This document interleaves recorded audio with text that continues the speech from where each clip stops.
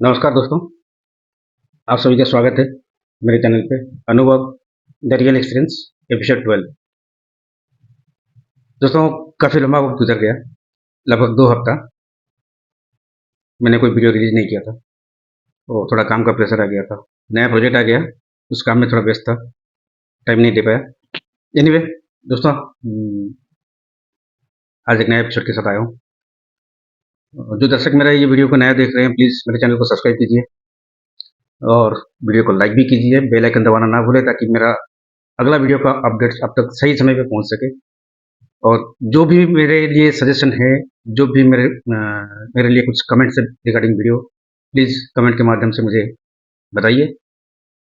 और हाँ दोस्तों, सभी दर्शकों के लिए फिर से मैं वही खुशखबरी देना चाहता हूँ। जियो ने लॉन्च किया है एयर फाइबर। अभी तो आईपीएल भी चल रहा है। ये घर बैठे बैठे आपको बहुत बेनिफिट दे सकता है। जहाँ पे आपको स्पीड का इशू आता है, ये air fiber can resolve all your problems. Many problems one solution. That is why ये वीडियो में लिंक पे चल रहा है, देखिए स्क्रीन पे चल रहा है एक टीनी यूआरएल। प्लीज़ शेयर, वो डिस्क्रिप्शन बॉक्स में मैंने दे रखा है, उसको प्लीज़ क्लिक कीजिए। अगर आपको एयर फाइबर की ज़रूरत है घर में, तो प्लीज़ एक छोटा सा फॉर्म खुलेगा, उस फॉर्म को फिलअप कीजिए, सबमिट कीजिए। जियो के एग्जीक्यूटिव आपको कॉल बैक करेंगे और आपसे अपॉइंटमेंट लेंगे और आपको समझाएंगे डिटेल्स में और इंस्टॉल भी करेंगे। और अगर रेफरल में आप जाते हैं और अवेल करते हैं Jio fiber, sorry I mean air fiber, तो आपको इंस्टॉलेशन में कुछ कंसेशन भी मिल सकता है। जी दोस्तों, तो आज का जो एपिसोड है दोस्तों, ये थोड़ा स्कूल से बाहर चलते हैं। स्कूल से बाहर मतलब स्कूल से निकल के ही बाहर चलते हैं। बात है दोस्तों, जब स्कूल में ही थे हम बाहर गए थे कैंप में। एक था रेड क्रॉस कैंप। तो कम से कम घर से हम गए थे 200-250 किलोमीटर डिस्टेंस पे। तो हमारा कैंप था 6 दिन का, मंडे से सैटरडे, एक हफ्ता मान के चलिए। हम संडे को निकले थे, संडे, जी संडे को निकले थे हम, और पहुंचे भी संडे थे वहाँ पे। और पूरा 6 दिन गुजारा हमने वहाँ पे। कैंप में क्या है दोस्तों, देखिए एक तो रेड क्रॉस कैंप, और वहाँ पे इन्वाइटेड स्कूल्स, 22 स्कूल से आए थे रेड क्रॉस के मेंबर्स। हमारे विंग था, हमारे स्कूल में एक जैसे विंग है, बहुत सारे स्कूल में विंग्स होते हैं, जैसे NCC, scouts, guide, red cross, जो विंग्स होते हैं। हम एक एक कैडेट थे रेड क्रॉस के। तो हमारे पूरे स्कूल में से सिर्फ 5 लड़कों को सिलेक्ट किया गया था जाने के लिए। 22 स्कूल में से 11 स्कूल से आए थे बॉयज और 11 स्कूल से आए थे गर्ल्स। और सबको जो कैप्टन होते हैं, जो मेंटर होते हैं, वो लेके जाते हैं कैंप में। हमारे मेंटर जो थे रथ सर, अब इस दुनिया में नहीं, गुजर चुके हैं। 14-15 साल ज़्यादा हो गया रथ सर को गुजरे हुए, 15 साल से ज़्यादा हो गया। उनकी बड़ी बहन रहती थी वहाँ पे, जहाँ पे हम गए थे कैंप, उसी शहर में रहती थी। तो हमको रूम में छोड़ के वो डे, पूरा डे और दिन भर का जो एक्टिविटीज रहता है वो देखते थे, और शाम होते ही चले जाते थे वहाँ अपनी बहन के घर, बड़ी बहन के घर। कैंप में मजा है दोस्तों। एक तो हमको वहाँ पे ट्रेनिंग में बहुत कुछ सीखने के लिए मिलता है। जैसे मान लीजिए कि आपका कहीं पे किसी का एक्सीडेंट हो गया है, तो तुरंत क्या होता है, we have to provide a first aid to the victim. हर जगह तो मेडिकल अवेलेबल नहीं है। तो अगर आपको पता है इस बंदे को कैसे फर्स्ट एड दिया जा सकता है, जो भी सहूलियत आपके पास है उसको इस्तेमाल करके फर्स्ट एड देना है, ये सब सिखाते हैं प्रैक्टिस में, कैंप में। उसके बाद क्या करना है और उसके बाद क्या करना है वो भी सिखाते हैं। ऐसा नहीं कि सिर्फ फर्स्ट एड का ही सिखाते हैं, मैं बता रहा हूँ एक एग्जाम्पल के तौर पर।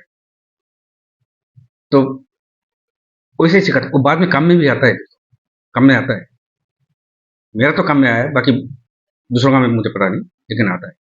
क्योंकि रेड क्रॉस है ना ये दोस्तों, कोई डिस्ट्रिक्ट लेवल, सर्कल लेवल या स्टेट लेवल का कोई ऑर्गेनाइजेशन नहीं है।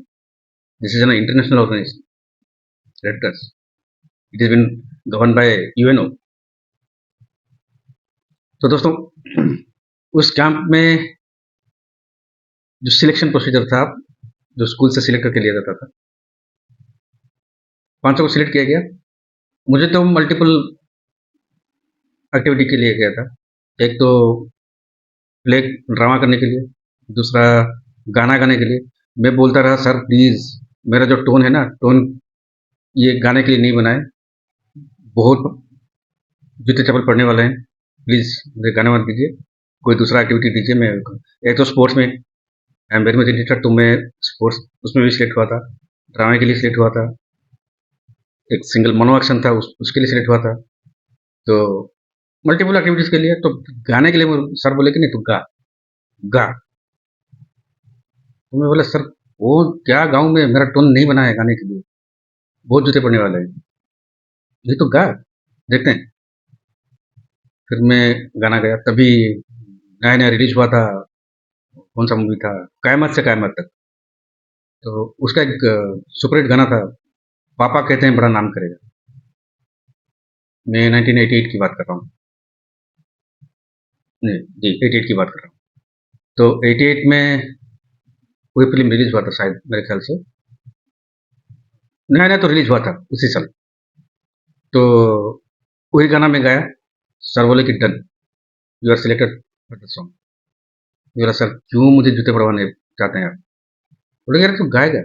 फिर हम जब प्रैक्टिस किए ना स्कूल में, सर एक छोटा सा कैसियो का पियानो लेके आए थे, सर बजाते थे और मैं गाता था, और कोई दूसरा इंस्ट्रूमेंट यूज नहीं होता था, सिर्फ एक पियानो और गाना मेरा। तो चले गए हम कैंप में, सुबह पहुंचे वहां पे, अर्ली इन द मॉर्निंग हम पहुंचे वहां पे। तो पहुंच गए, फिर थोड़ा वहीं पे रेस्ट किया, क्योंकि इतने सुबह सुबह बहन के घर जाना भी सही नहीं है। तो सब रुक गए रूम में, एक एक रूम में हमको अलर्ट किया गया था, एक एक रूम में 10-10 बच्चे रहेंगे। तो बॉयज़ के लिए एक तरफ और गर्ल्स के लिए एक तरफ। और कैंप में तो आप देखिए, एक वो स्कूल था जहाँ पे हम कैंप कैंप में गए थे, वो एक स्कूल था, गवर्नमेंट हाई स्कूल। तो स्कूल में क्या होता है ना, कॉमन वॉशरूम जो होता है ना, वो कॉमन होता है, बॉयज़ के लिए भी गर्ल्स के लिए भी कॉमन ही होता है। बट इट इज़ डेजिग्नेटेड कि हाँ ये गर्ल्स के लिए है, ये बॉयज़ के लिए। तो बॉयज़ की तरफ जो वॉशरूम था, तो उस तरफ को दे दिया बॉयज़ के लिए, रूम अलॉट कर दिया, और गर्ल्स को अलग। तो हम ठहरे, रूम में ठहरे, तो सर बोले अरे एक गड़बड़ हो गया। बोले सर क्या हो गड़बड़ हो गया? लेकिन मैं पियानो लाना भूल गया। बोला सर मैं बच गया, जूते खाने से बच गया मैं। बोले ऐसे क्यों बोल रहे हैं? बोले सर आप तो पूरा इंतजाम करके आए थे मुझे जूते पड़वाने के लिए, अच्छा हुआ आप पियानो लाए नहीं, मेरा गाना मुझे गाना नहीं है, बच गया। बोले कि देख तुझे इसलिए सिलेक्ट करके लाया था क्योंकि तू सुर अच्छा पकड़ता है, इसलिए तुझे सिलेक्शन करके लेके आया था। वैसा वो तो ठीक है, लेकिन मेरा गला बना नहीं है गाने के लिए। बोले कि वो मेरी मेरी हेडेक है, तुम टेंशन मत ले, तो गाना गाएगा। वैसे कैसे गाऊंगा, आप तो पियानो लाए नहीं, मैं बच गया। बोले कि मैं कुछ जुगाड़ करता हूँ, देखता हूँ। ठीक है, फिर थोड़ा रेस्ट किए, सुबह उठ के सर गए बहन के घर। फिर जब वापस आए, बोले कि तेरा इंतजाम हो गया। बोला सर क्या इंतजाम हो गया? तो देख ये पियानो, वो भी छोटा सा ही उनका भांजे का था, छोटा सा पियानो लेके आए। बोले कि म्यूजिक का इंतजाम हो गया, अब तो गाएगा। सर बैटरी भी नया बैटरी भरवा के लेके आए थे उसमें। बोले कि देख ब्रेक बस्ता भी है, सेम टू सेम है, इंतजाम हो गया, तो गाना गाएगा। फिर सर जब आया बारी आया, तो सर गाना गवाने में दिखवा दिया मेरा नाम, जिस दिन गाने का कंपटीशन होगा तब मुझे गाना पड़ेगा। ठीक है। और दोस्तों कैंप में हम इतना मस्ती करते थे, हमारे स्कूल से 5, मेरा एक दोस्त भी था उसमें, रवि महांती। वो अभी एक हाई स्कूल में, गवर्नमेंट हाई स्कूल में एक पीटी टीचर है। वो कमाल का बंदा है, फुटबॉल खेलता था, अभी भी खेलता है, खेलता था मतलब अभी भी खेलता है। मैंने तो मैदान छोड़ छोड़ दिया है, मैदान छोड़े हुए शायद मुझे 7-8 साल हो गए।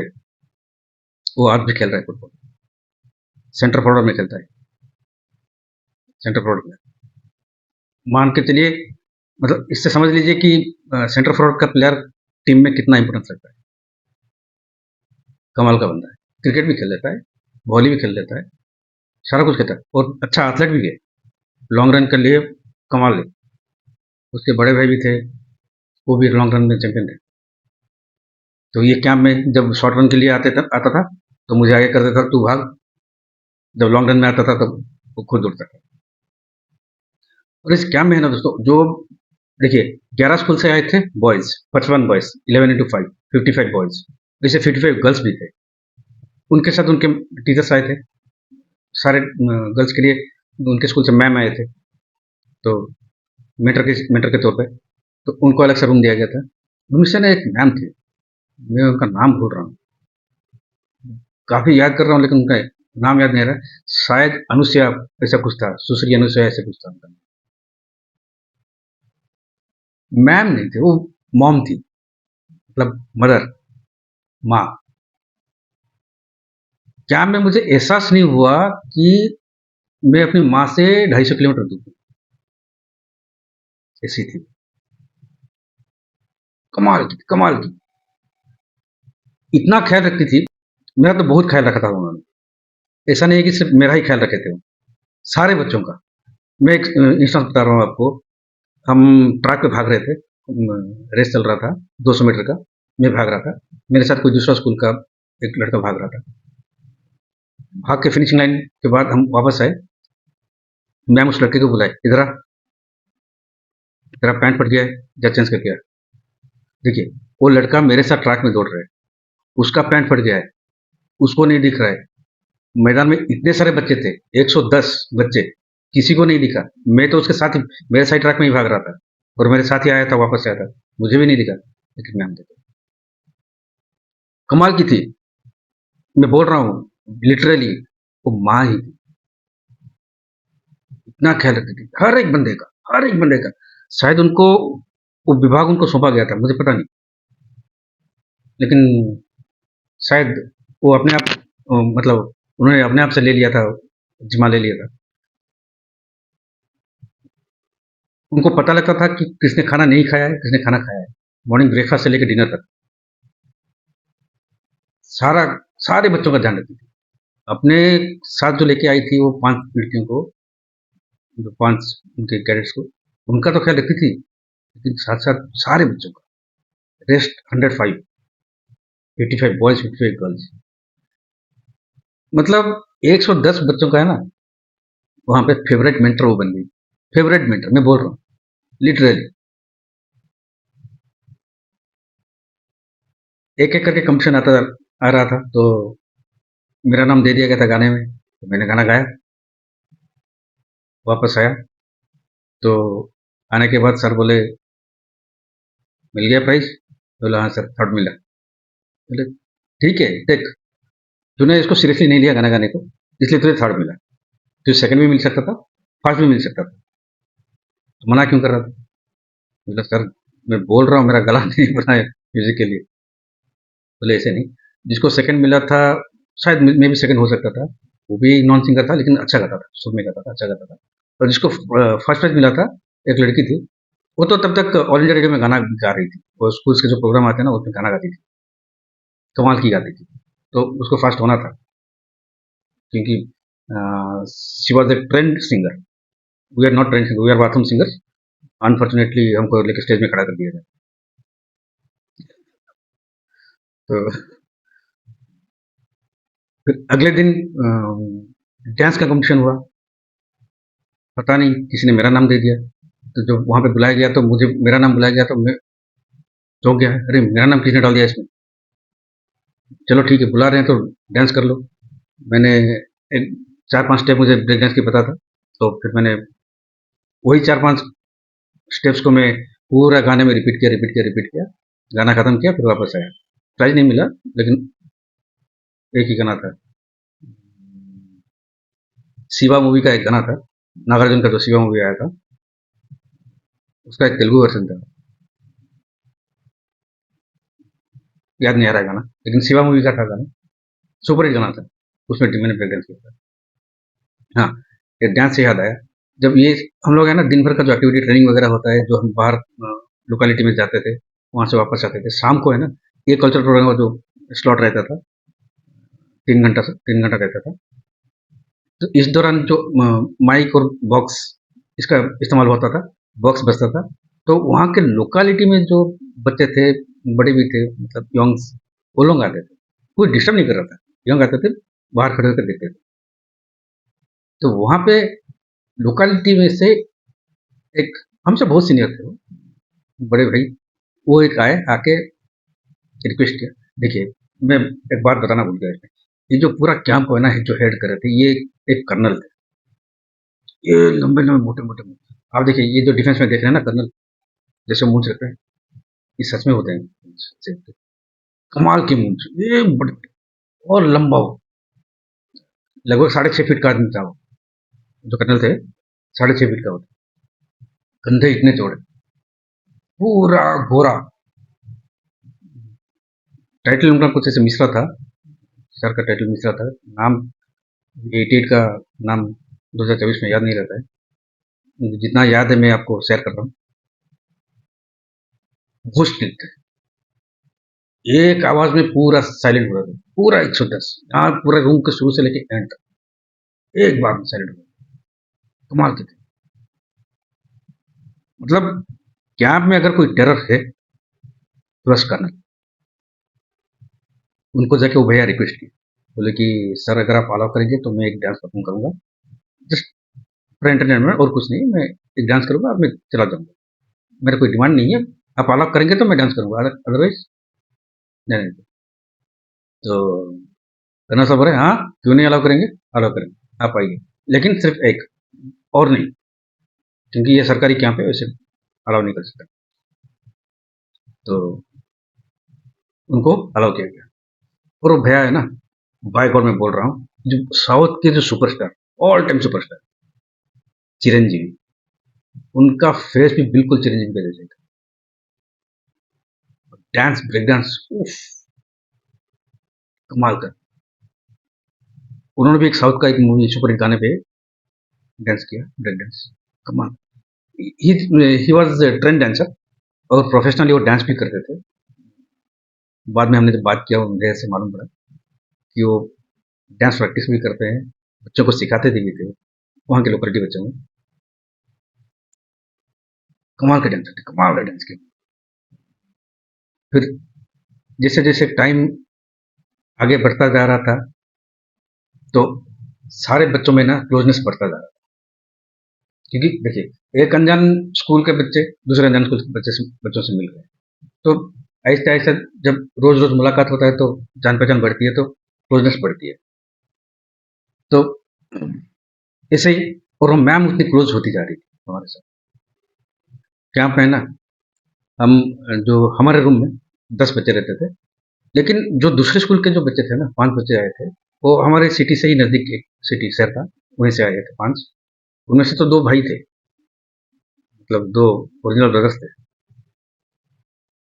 लेकिन उनका उनके साथ उनके मेंटर नहीं थे, वो आके उनके जो मेंटर थे वो आके उनको छोड़ के चले गए थे वापस, उनका कुछ तबीयत खराब था, वो चले गए थे रूम में। हमारा रूम तो बढ़िया था, क्योंकि हमारे रूम में कोई मेंटर नहीं थे, ना हमारे ना उनके, क्योंकि हमारे जो मेंटर थे वो अपने बहन के घर में जाकर रुकते थे रात को, एक्चुअली उनको ना बाहर का खाना बना था, तो बाहर नहीं खाते थे, तो जाके उनकी बहन के घर में खाते थे, तो वहीं पे रात में रुक जाते थे, उनको पता है बच्चे मस्ती करेंगे कैंप में, हो जाते थे। हम 10 बच्चे इतना मस्ती करते थे वो रूम में, इतना मस्ती करते थे, रात को 2 बजे मुझे याद है एक ट्रेन गुजरती थी वहां से, हॉर्न बजाती हुई, तो उसके हॉर्न हम सुनते थे, फिर सोते थे, और जागते थे भोर के समय पे 4 बजे, एक फिर एक ट्रेन गुजरती थी हॉर्न बजाते हुए, उसकी आवाज से हम जाग जाते थे। शार्प एट 5:45 वेकअप बेल बजता था, 5:45 जाग जाओ, 6:15 में फॉल इन होना है, आधा घंटा टाइम मिलता था, गो एंड गेट फ्रेश, 6:15 को फॉल इन होना है प्रेयर के लिए, फिर प्रेयर के बाद आपको जो बाकी मॉर्निंग एक्टिविटीज होता है, फिर थोड़ा ट्रेनिंग सेशन होता है, फिर लोकेलिटी में दूसरे दूसरे गांव में जाना होता है, तो वो सब एक्टिविटीज होते थे। हम उठते थे 4 बजे, वेकअप बेल से बहुत पहले जाके हम पहले, क्योंकि देखिए जब 5:45 को बेल बजता है ना, सारे बच्चे उठते हैं, तो वॉशरूम जो है ना भीड़, वॉशरूम के बाहर भीड़ जम जाता है, तो बेहतर है उससे पहले अपनी सहूलियत देख के आराम से जाओ वॉशरूम में, फ्रेश हो जाओ, तैयार हो जाओ। इसलिए हम 10 बच्चे एक ही साथ उठ जाते थे 4 बजे, एक एक करके जाते थे, बस काम खत्म करके आते थे। हमने मैनेज कर लिया। लेकिन पूरे 24 घंटे में सिर्फ 2 घंटा हम सोते। ये दोपहर का समय होता है, आफ्टर लंच एक 45 मिनट्स का एक ब्रेक होता था, जिसमें आपको लंच करना होता है, थोड़ा रेस्ट करना होता है। हम 10-15 मिनट में खाना खत्म करके आधा घंटा रेस्ट कर लेते थे। उस आधे घंटे में थोड़ा झपकी ले लेते थे, फिर उठ के फ्रेश होके जाते थे नेक्स्ट एक्टिविटीज़ के लिए। हमारे रूम में इतनी रात-रात को हो हल्ला होता था, दरवाज़ा बंद करके, खिड़की बंद करके हो हल्ला बहुत। देखिए, आप हल्ला-गुल्ला करते हैं ठीक है, लेकिन अगर बाजू वाले को कोई तकलीफ होता है ना, वो अगर वो कंप्लेन करता है तो वो दिक्कत है। लेकिन हमारा हल्ला-गुल्ला इतना ज़्यादा नहीं था, मतलब इतना शोर-शराबा इतना तेज़ नहीं था कि दूसरों को डिस्टर्ब हो। लेकिन एक दिन पता नहीं कर्नल साहब रात को उठे थे, क्या करने उठे थे पता नहीं, सब इंस्ट्रक्शन के लिए उठे थे कि कौन-कौन सोया है, कौन नहीं सोया है। तो उनको हमारे रूम में आवाज़ सुनाई दिया, तो उन्होंने डोर नॉक किया। फिर बोले, "अरे क्या हुआ बच्चों, सोए क्यों नहीं तुम लोग?" जैसे हम नींद नहीं आ रहा, तो गप्पे मार रहे हैं, सो जाएंगे सर, जल्दी सो जाओ, सुबह उठना है, you have to wake up early morning at 5:45। Sir, yes sir. वो चले गए। फिर हम सोते कब है, ट्रेन गई नहीं, गुजरी नहीं ट्रेन, ट्रेन गुजरती है फिर सोते हैं। लेकिन ऑब्जर्वेशन उनका बहुत बढ़िया था, हमको पता नहीं, शायद वो रोज जाते थे उधर से। आखिरी दिन हमारे जो मेंटर है ना, उनको कर्नल साहब ने बताया, ये बच्चे सोते नहीं है ज़्यादा, इनको एक दिन का छुट्टी दे देना, आप स्कूल छुट्टी करके, या तो फिर इनको स्पेशल छुट्टी देना, इनको सोने देना एक दिन, ये पूरे 6 दिन में सिर्फ 12 घंटे सोए। ऐसे कर्नल ऐसे थे। और जैसे जैसे वक्त गुजरता गया ना, वो आखिरी दिन आके पहुंचा। मैं एक बात बताना भूल रहा हूँ, हमने एक प्ले का भी रिहर्सल किया था, जो वहाँ पे परफॉर्म किया हमने। 10 मिनट अलाउड था, आप उसको मैक्सिमम 15 मिनट में खत्म करना होता। तो 10 मिनट का स्क्रिप्ट था, छोटा सा प्ले था, हमने किया था। सारे 5 इन्वॉल्व थे, तो हम गए थे साथ में। हम 2 थे, रवि और मैं, और बाकी 3 हमारे जूनियर बैठे थे। वहां पे जाने के बाद ना दोस्तों, जिस दिन प्ले परफॉर्म होगा उसी दिन पता नहीं सर के दिमाग में क्या आया, सर बोले कि ये पोर्शन मुझे चेंज करना है। बोले सर, पूरा रिहर्सल तो हम करते आ रहे हैं, और आज सुबह का जो रिहर्सल था वो भी तो यही था, अभी अचानक चेंज करेंगे तो क्या होगा सर? बोले कुछ नहीं होगा, देख मैं बोल रहा हूँ थोड़ा मॉडिफिकेशन करेंगे तो पक्का हमको बेस्ट प्ले मिलेगा, बेस्ट प्ले का खिताब हमको जरूर मिल जाएगा। सर वो तो सही है, आप बोल रहे हैं तो सही है, लेकिन sir can you all manage कि किसी एक बंदे का डायलॉग आप अगर चेंज कर लो ना, तो वो थोड़ा रट्टा मार के वो याद कर लेगा, थोड़ा मिस्टेक हो सकता है, नहीं हो सकता, वो बात की बात है, लेकिन हो जाएगा। लेकिन पांचों का अगर आप चेंज करेंगे तो फिर दिक्कत हो जाती है। जिन्होंने स्टेज प्ले किया होगा उनको पता है, अगर लास्ट मोमेंट में आप चेंज करेंगे तो क्या होता है, पूरा ड्रामा का मर्डर हो जाता है। फिर भी टाइम था, 3 घंटा टाइम था, तो सर बोले कि लेते हैं, एक चांस लेते हैं, देखते हैं, और अगर ये हम चेंज किए और आप लोगों ने सही परफॉर्म कर लिया तो कोई नहीं रोक सकता बेस्ट प्ले को अवार्ड से। ठीक है sir, will go for it. फिर हमने रटा मारा डायलॉग को, डायलॉग रटा मार मार के पूरा याद किया डायलॉग को, जो भी ज़्यादा नहीं, शायद 3-3 लाइन का डायलॉग था, चेंज किया जो सर ने। तो उस अकॉर्डिंगली उस हिसाब से फिर एक के बाद दूसरे का डायलॉग, दूसरे के बाद तीसरे का डायलॉग, वैसे होता है ना, तो वहाँ पे वो जो कोऑर्डिनेशन होता है ना, वो थोड़ा मिस होता था। सर बोले नहीं यार, वो टाइम नहीं है, वी हैव टू डू। ठीक है सर, कोशिश तो जारी है, क्योंकि 15 दिन से जो हम प्रैक्टिस करते आ रहे थे उसको लास्ट मोमेंट में आप चेंज कर रहे हो तो थोड़ी दिक्कत आ रही है। ठीक है sir, will try our level best कि ये सही सही से हो जाए। बाकी ऊपर वाला मेहरबान, गधा पहलवान, चलते हैं देखते हैं सर। फिर हम गए with modified script, modified dialogue delivery, modified actions. 12 minute 13 minute में प्ले खत्म, वापस आ गए। हमको पता भी नहीं चला हम मॉडिफाइड डायलॉग्स को कैसे किस तरह बोल गए, बस ये याद है, हम बोल गए। वापस आने के बाद सर का चेहरा देखना था, पूरा खुश थे सर, पूरा खुश थे।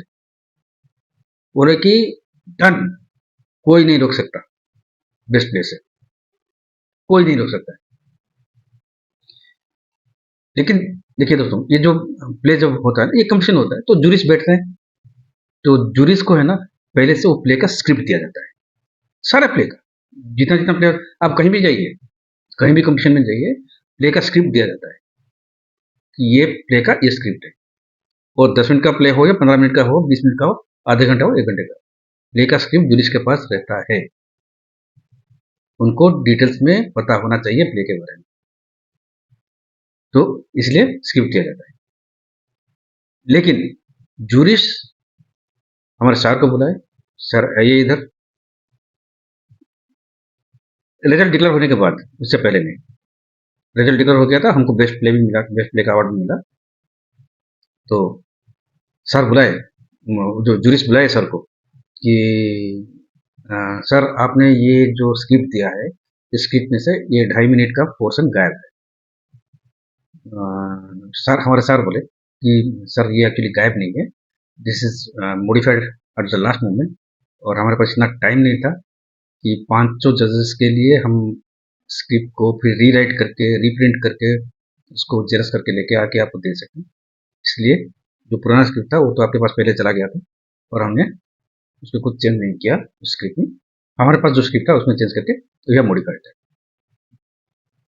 बोले कि ठीक है, और याद रखिए ये जो 2.5 मिनट का था ना, 2.5 मिनट का प्ले था, प्ले के बीच का जो 2.5 मिनट का जो आपने मॉडिफाई किया, this was the reason that you got the best play award. सारा के हमको बताया, यार मुझे बुलाए थे जूरिस, जूरिस ने ये बोला कि आपके ये जो 2.5 मिनट का जो मॉडिफिकेशन था स्क्रिप्ट में, that was the reason for getting the best play award. दोस्तों क्या होता है ना, देखिए वो टीचर्स हैं, वैसे ही उनको गुरु नहीं कहा जाता है, गुरु गुरु ही होता है। इतने दिन से हम रिहर्सल करते आ रहे थे, वो तब से तो ऑब्जर्व कर रहे थे, आखिरी मोमेंट में क्यों उन्होंने चेंज किया, उनको लगा, you was able to feel that हम बच्चे हैं, वी आर जस्ट आर्टिस्ट, हमको पता नहीं, वो खुद ही राइटर थे, खुद ही डायरेक्टर थे, तो उनको पता है क्या मॉडिफिकेशन करने से there will be some twist in the play and it will head towards the race of winning best play। तो जो भी है, हमको तो मिल गया, जो भी एक्टिविटीज था हमने किया, मोनो एक्शन लेके गए थे उसको भी किया, मोनो एक्शन में शायद हमको सेकंड मिला था, बेस्ट प्ले तो हमको मिल गया था, मोनो एक्शन में सेकंड मिला था, सॉन्ग कॉम्पिटिशन में मुझे थर्ड मिला था। और दोस्तों मैं बताना बोल रहा हूँ आपको, वहां पे मैं stand up comedy for the first time in my life I saw live stand up comedy scam में। एक्चुअली स्टैंड अप कॉमेडी होता क्या है, जोक सुनाओ, दर्शकों को हंसाओ, लेकिन क्या है ना दोस्तों, वो जो रटा रटाया हुआ जो हर जगह घूमता है, मोबाइल टू मोबाइल घूमता है, या फिर रोज रोज कहा जाता है, कहीं से सुना जाता है, वो जो सुनाते हैं, कुछ रियल लाइफ में कुछ ऑब्जर्व ऑब्जर्व करके जो सुनाते हैं ना, वो होता है स्टैंड अप कॉमेडी। वैसे ही वहां पे शुरू हुआ, थे कुछ मजाकिया बच्चे थे तो जिन्होंने बोला हाँ सर हम करके दिखाएंगे ये, लेकिन ये हमको पहले से मालूम नहीं था, नहीं तो हम पहले से, हो सकता है सर कोई दूसरा स्क्रिप्ट लिखते और उसके लिए भी तैयारी करके जाते हम, लेकिन वहां पे पता चला कि ये भी एक कॉम्पिटिशन है इसका, तो we are not prepare for that, तो हमें से किसी ने हिस्सा नहीं लिया, लेकिन दूसरे जो स्कूल थे उन्होंने हिस्सा लिया, मिला बच्चों को प्राइज मिला उसमें। लेकिन हाँ 88 में, in the year 1988 I saw first time stand up comedy, stand up comedy क्या होता है, वहां पता चला। कैंप का वक्त खत्म हुआ, जितने सारे एक्टिविटीज थे सबके प्राइज मिल गए, लेकिन दोस्तों बात क्या है ना, किसी का कोई अचीवमेंट हो और उसको अवार्ड मिलता हो, उस समय उसके चेहरे पे कौन सा खुशी रहता है ना। लेकिन दोस्तों जितने सारे बच्चों को वहां पे प्राइज मिला ना, किसी के चेहरे पे खुशी नहीं, और सारे पार्टिसिपेंट सबको सर्टिफिकेट तो मिला था, because you attend the camp you get the certificate, जो जो प्राइज विनर्स थे उनको प्राइज भी मिला, लेकिन किसी के चेहरे पे खुशी नहीं, खुशी इसलिए नहीं थी क्योंकि कैंप खत्म हो रहा है। इस 6 दिन के दौरान जो सारे बच्चों में लगाव बढ़ गया था, अटैचमेंट बढ़ गया था, कोई कैंप छोड़ के जाना नहीं चाहता, कोई कैंप छोड़ के जाना नहीं चाहता, इसलिए हम दुखी थे, बहुत दुखी थे। तो हमारे जो चाहिए चाहिए टीचर थी वहाँ पे, मैम थी, हमने जाके मैम से अप्रोच किया, मैम प्लीज़ जाके कर्नल साहब से बताइए इस कैंप को और एक दिन एक्सटेंड करें, हमको आज घर नहीं जाना है, और एक दिन, बस एक दिन, क्योंकि अगले दिन के लिए कोई शेड्यूल प्रोग्राम नहीं होगा फ्रॉम द ऑर्गेनाइजर्स, तो पूरा फ्री दिन मिलेगा आपस में बात करने के लिए, थोड़ा और थोड़ा बात कर लेते हैं, जो भी है। इसलिए हम रहना चाहते थे एक दिन हम बच्चों के लिए। मैम बोले कि नहीं, ये हो नहीं सकता है, फिर भी एक बार मैं बात करके देखती हूँ। मैम गए, खुद बात किए कर्नल सर से, कर्नल सर ने उन्होंने तो रोक टोक मना कर दिया कि नहीं, this is not possible, we can do like that, ये हो नहीं सकता है। तो मैम जब आके बोले तो हमको रोना आ गया, खूब रोए, मैम प्लीज कुछ कीजिए। मैम बोले कि बच्चों देखो, मेरी तरफ से मैंने कोशिश कर लिया, एक बार आप लोग जाके बात करके देख लो, हो सकता है आपकी बात अगर मान जाए कर्नल सर। तो हम गए कर्नल सर से बात करने, हम 15-20 बच्चे गए थे।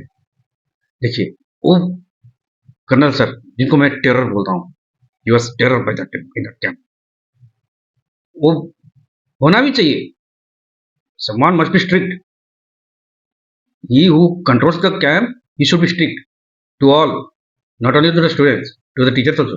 Yes, he was very strict towards the teachers also, the captains. तो हम जब गए बात किए, हम तो रो रहे थे, जाके बात किए, सर प्लीज एक दिन एक्शन कीजिए ना कैंप को। उनका आवाज भी धीमा हो गया था हमारी बात सुन के, जो शेर की तरह दहाड़ता था ना, नॉर्मल वॉइस में बात करने, बच्चों देखो हमको समझाए, बच्चे देखो ये this is government approve and government organize program है, कैंप एक्शन करने मुझे क्या जाता है, मुझे जहाँ पे कैंप ऑर्गेनाइज करने के लिए बोलते हैं मैं जाता हूँ, वहाँ पे कैंप ऑर्गेनाइज करता हूँ, और ये शेड्यूल है, आज यहाँ पे, कल ईस्ट में, कल वेस्ट में, कल नॉर्थ में, कल साउथ में, कहीं पे भी साल में 12-14 में कैंप लगा लेता हूँ, मुझे कोई दिक्कत नहीं है। लेकिन मुझे गवर्नमेंट को जवाब देना होता है कि हाँ हमने इस सिटी का ये 6 दिन का शेड्यूल हमने पूरा कर लिया है। इसमें ना बहुत सारी चीज़ इन्वॉल्व होते हैं, जो टीचर्स अपने अपने स्कूल छोड़ के आते हैं यहाँ पे हमारे साथ, उनका भी एक दिन का दिन वेस्ट होगा, एक दिन जिस स्कूल में ऑर्गेनाइज किया गया है कैंप, उनका भी एक दिन बर्बाद होगा पढ़ाई में। जो इतने सारे बच्चे स्कूल छोड़ के आए हैं अपने पेरेंट्स को, क्योंकि देखिए स्कूल के अथॉरिटी ने ही हमारे पेरेंट्स से बात की थी कि हम इनको कैंप में लेके जा रहे हैं, तो उधर मम्मी पापा परेशान, तो बहुत सारा ड्रॉबैक्स थे एक्शन करने के लिए, तो वो पॉसिबल नहीं था। तो कर्नल साहब ने मना कर दिया कि नहीं बच्चों देखो ऐसे नहीं हो सकता है, we can do like that. समझाया उन्होंने, बहुत समझाया था, उन्होंने देखा वहाँ पे उनकी जो आवाज़ थी ना, आवाज़ में जो नमी थी वो साफ साफ दिख रहा था कि हाँ इस बंदे में दिल है, इंसान कठोर है लेकिन इसका दिल बहुत साफ है और बहुत सॉफ्ट हार्ट का है। चलिए जो भी है, फिर शाम से रात हो गई, डिनर खत्म हो गया, फिर सोने के लिए बोला गया तो कोई सोने गया नहीं, बोले कि सर कोई सोएंगे नहीं, क्योंकि अर्ली मॉर्निंग बहुत सारे बस उधर से गुजरते हैं, जिस बस में बहुत सारे बच्चों को जाना होता है, तो हमारा बस तो सबसे पहले था, हम सबसे पहले निकल के आए, पूरा रात भर बैठ के अंताक्षरी खेल रहे थे। जब टाइम आया कैंप छोड़ने की, हमारे सर बोले कि बच्चों तैयार हो जाओ, निकलना है। तो हम सर को ऐसे देखे नम आंखों से, सर जाना होगा, हाँ बच्चों जाना तो कैंप छोड़ना होगा। चलो ये मान के चलो कि आप इतने दिन के साथ थी उन सारे दोस्तों से, अजनबी दोस्त थे जो वहाँ पर जाके जान पहचान बढ़ गई। मैं गया मैम से बात करने की लास्ट मिनट, तो जब उनके रूम की तरफ गया तो उनके रूम में जो, मतलब उनके स्कूल की जो लड़कियां थी, दो मिली वहाँ पे, उदास बैठे थे। मैं बोला मैम कहाँ हैं, बोले कि मैम तो नहीं है यहाँ पे। मैं बोला देखो प्लीज़ बताओ कहाँ पे मैम, मैम से मिलना चाहता हूँ मैं, तो मैम से मिले बगैर मैं जाऊँगा नहीं। तो लड़कियाँ बोली नहीं मैम है नहीं, रूम में नहीं है, आप कहीं और देखो, नहीं यहाँ पे। बोला देखो प्लीज़ बताओ ना, बस का टाइम भी हो रहा है और जाना भी है, लेकिन मैम से मिले बगैर मैं जाऊँगा नहीं, चाहे मेरा बस छूट जाए जो भी हो, मैं जाऊँगा नहीं, मैम से मिले बगैर जाऊँगा नहीं। ये सब मैं रोते-रोते बोल रहा था लड़कियों को, और लड़कियाँ भी रोने लगीं। फिर वो मैम है ना, देखिए मैम को भी रोना आ गया। उनको पता है सारे बच्चे यहीं पे आएँगे इस रूम में, मिले बगैर जाएँगे नहीं, उनको पता था, अच्छे से पता था। तो उस रूम के डोर के पीछे मैम खड़ी है और सब सुन रही है।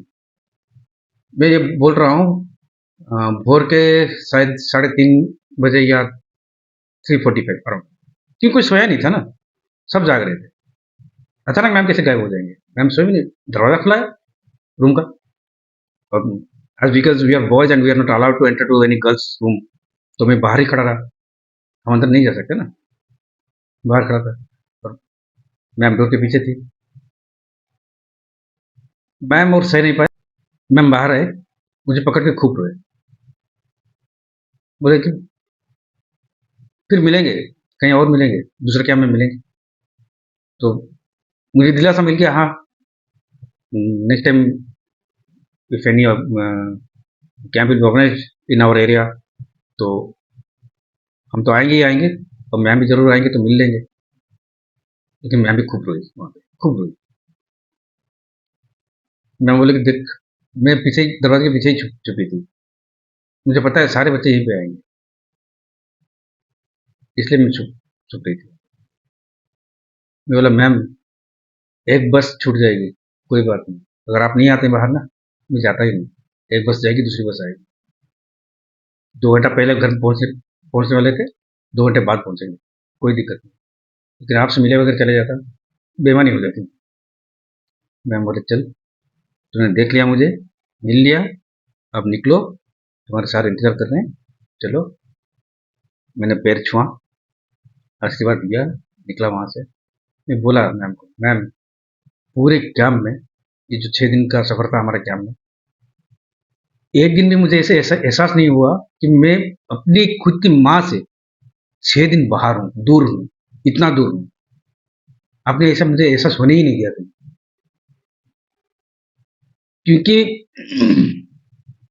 सुबह का ब्रेकफास्ट खत्म होगा, मैम पूछेंगी तेरा ब्रेकफास्ट हो गया, लंच के वक्त, लंच के बाद पूछेंगी खाना खा लिया, इवनिंग में खाना खा लिया, रात को खाना खा लिया। मुझे याद है मेरे रूम में जो दूसरे स्कूल के बच्चे थे ना, उनमें से एक लड़का को बुखार आ गया था, क्योंकि देखिए एक शहर से दूसरे शहर में आप जाते हैं ना, पानी चेंज होता है तो सर्दी जुकाम हो ही जाती है। तो मैम अक्सर हमारे रूम में आती थी चेक करने उसका बुखार, बुखार चेक करती थी, जो दवा वगैरह उनको क्योंकि हम कैंप में डॉक्टर्स भी होते हैं ना, उन्होंने जो डॉक्टर ने दिया था मेडिसिन, उसने खाया कि नहीं टाइम पे, वो सब भी देखने आती थी। कमाल की थी मैम, मैं उनका नाम भूल रहा हूँ। क्या दोस्तों देखिए, कुछ ये जो जिंदगी के सफर में ना, देखिए कुछ हमारे करीब आ गए, उनके स्कूल के जो 5 लड़कियां थी, हमने कभी पता वगैरह कुछ लिया नहीं, अगर पता वगैरह लिया होता तो उनको बाद में उनसे पूछते मैम का एड्रेस दो, तो हम मैम को भी मैम के साथ कुछ चिट्ठी पत्री देते मैम को, लेकिन वो भूल गए, टाइम भी नहीं था, हमको पता नहीं चला 6 दिन कैसे गुजर गया। वो आखिरी दिन ही हम जितना एड्रेस समेट सके समेट लिए, नियरेस्ट रूम, फिर उसके बाद वाला रूम, ऐसे करते करते टाइम खत्म हो गया। चलिए जितना भी था, अभी उस कैंप से अभी जितने भी थे 110 हम थे कैंप में अटेंडीज, उन अटेंडीज में आज तक, नाउ इट इज 2024, आज के डेट में 2 है कनेक्ट में, तो 2 है दोस्त अभी भी, उनका नंबर भी है मेरे पास, we are in contact, we are in touch. लेकिन मैं रवि की बात कर रहा था, ये मेरा दोस्त रवि, ये कॉन्टैक्ट से बाहर हो गया था काफ़ी सालों तक, ये हाल ही में मुझे कॉन्टैक्ट में आया 7-8 दिन पहले, luckily I found him on social media, तो उसको मैंने उसको नंबर मांगा तो उसने नंबर दिया, मैंने बात किया उससे और मैंने उसको पूछा भी, देख मैं तेरे बारे में कुछ बोलना चाहता हूँ, तो can I take your name? बोला कि हाँ जरूर है, मुझे कोई दिक्कत नहीं है। तो I have taken permission from him. तो मैं बिना परमिशन किसी का नाम नहीं लेता दोस्तों। I don't want to lose anyone's privacy. तो ये है मेरा उसूल है मेरा, बस। वो क्या होता है, वो जो कैंप वगैरह में जो प्राइज दिया जाता है ना, वो प्राइज क्या करते हैं ना, कैप्टन ले जाते हैं अपने साथ, वो स्कूल में लेके सबमिट करते हैं। नेक्स्ट वर्किंग डे में जब स्कूल जाते हैं हम, तो वहाँ पे असेंबली में सबके सामने जो हमारे स्कूल के हेडमास्टर होते हैं, वो सबको दोबारा से प्राइज डिस्ट्रीब्यूट करते हैं सबके सामने। ये बच्चे हमारे स्कूल से गए थे कैंप के लिए, वहाँ से इन्होंने ये अचीव किया है। जिनको जो प्राइज था हम 500 को अलग अलग बुला के दे दिया। That was proud moment for us, क्योंकि वहाँ से तो हमने कैंप से ले लिया था। यहाँ भी दोस्तों को जानना जरूरी था, स्कूल को जानना जरूरी था, सारे बच्चों को जानना जरूरी था। ये लोग कैंप में गए थे, क्या लेके आए क्या नहीं। तो सारे बच्चों के सामने ना, सारे दोस्तों के सामने, सीनियर्स के सामने, जूनियर्स के सामने आप लेके आते हो प्राइज, तो that is a proud moment. तो होता है, तो प्राउड फील होता है। बाद में लेकिन जब कैंप में गए तो और मैम से मिले नहीं हम। उसके बाद में और 2 कैंप में गया था, लेकिन कभी मिले नहीं। शायद आए ही नहीं, या फिर किसी दूसरे टीचर आए थे उनके स्कूल से, मुझे अच्छे से याद नहीं है। मिले नहीं, बाद में मिले नहीं, कोई भी कैंप में नहीं मिले। चलिए दोस्तों, जो भी है, ये थी कैंप की बात। और दोस्तों कुछ 10th एपिसोड में मैंने बताया था, जो कॉइन वगैरह जो आता है ना, जो सरकार जारी करती है, अभी नया कॉइन एक जारी किया है सरकार ने, 2 रुपये का। ये एक नया कॉइन आया 2 रुपया का, ये आप देख सकते हैं। ये अशोका स्तंभ, और इस तरफ लिखा है 75, अच्छा 75 ईयर्स का अचीवमेंट का अमृत महोत्सव। वाह, 2 रुपया। इसमें यहाँ नीचे 2 रुपया लिखा है, 2 रुपीज नीचे यहाँ पे छोटा कर दिया है, लेकिन देखिए मैं आपको दिखा रहा हूँ। ये जो सबसे पुराना वाला 2 रुपया कॉइन था, ये है। उसके बाद आया ये 2 रुपया, उससे थोड़ा छोटा, इससे थोड़ा बड़ा भी आया बाद में, ये वाला स्टील का, ये अलग मेटल का है, और ये बाकी सब स्टील का है। ये देखिए, ये पुराने कॉइन से भी बड़ा है, ये 2 रुपया। ये उससे छोटा, अभी जो आया है वो तो और भी छोटा। ये मेरे पास एक, मुझे 3 मिल गए लकीली। पता नहीं आप लोगों को मिला होगा नहीं मिला होगा, तो मैं दिखाना चाहता था। मुझे 3 मिले 2 रुपये का। चलिए दोस्तों, यहाँ पे एपिसोड को ख़त्म करते हैं। जो दर्शक मेरे ये कार्यक्रम देख रहे हैं, प्लीज़ मेरे चैनल को सब्सक्राइब कीजिए और वीडियो को लाइक कीजिए और बेल आइकन दबाना ना भूलें, ताकि मेरा अगला वीडियो का अपडेट्स आप तक सही समय पे पहुंच सके। भर भर के कमेंट कीजिए और लिखिए कमेंट में कि आपको ये मेरा एपिसोड कैसा लगा। मेरे सारे पुराने एपिसोड के जो लिंक्स हैं, वो इसमें डिस्क्रिप्शन बॉक्स में दिया गया है। आप वहाँ से भी जाके देख सकते हैं पुराने वीडियोस। और वीडियो को ज़्यादा से ज़्यादा शेयर कीजिए, ग्रो करने में मदद कीजिए मेरे चैनल को। और जिन दर्शकों को नेटवर्क मोबाइल नेटवर्क में थोड़ा दिक्कत आ रही है, जियो ने उसका सॉल्यूशन निकाला है। आपके घर में जियो एयर फाइबर पहुंचा रहा है, अपनी सेवा पहुंचा रहा है जियो एयर फाइबर। तो मेरे वीडियो में स्क्रीन में चल रहा है एक टीनी यूआरएल, उस यूआरएल वो वाला डिस्क्रिप्शन बॉक्स में भी दिया गया है। डिस्क्रिप्शन बॉक्स में भी जाके आप उस लिंक को क्लिक करके एक फॉर्म खुलेगा, वहाँ फॉर्म को भरिए, फॉर्म को सबमिट कीजिए। सबमिट करने के बाद जियो के एग्जीक्यूटिव्स आपको कॉन्टैक्ट करेंगे, आपसे अपॉइंटमेंट लेंगे और आपके घर में जियो एयर फाइबर की सेवा उपलब्ध कराई जाएगी। अगर रेफरल में आप जाते हैं तो इंस्टॉलेशन में आपको कंसेशन भी मिलेगा। चलिए दोस्तों, आज के लिए इतना। मिलते हैं अगले और नए इंटरेस्टिंग एपिसोड में। तब तक के लिए नमस्ते, जय हिंद, वंदे मातरम।